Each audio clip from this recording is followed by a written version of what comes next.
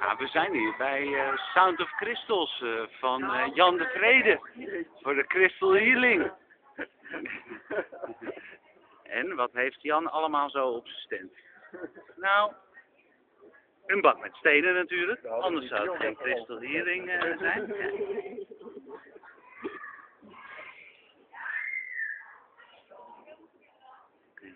Piriet. Jan, waar dient dat nou voor? Piriet? Piriet is klatergoud. Ja. Piriet is van ijzer. Piriet. Ah, turquoise. Turquoise. Dat zijn die En echt groen. En zeeblauw.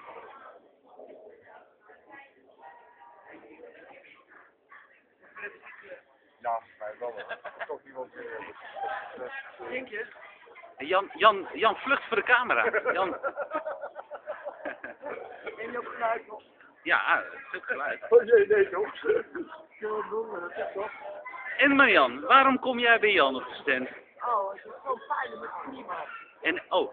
En Jan, heb je iets tegen de pijn in de knie? Een steen? Die Maar ja, wel nee, dat begint? wordt echt een consult, wordt dat, hoor. Oh, Dat wordt en, een uitgebreid consult.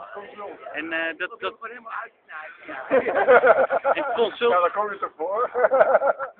consults doe je alleen een week? Nou ja, eigenlijk wel, maar ik kan het ook hier even doen, hoor. We huren wel even een tafel en dan neem je naast even een tafel en dan gaan we wel even consulten. Oké. Gordijnen dicht en klein. En dat heeft u niet aan de overkant. Ja, dat zijn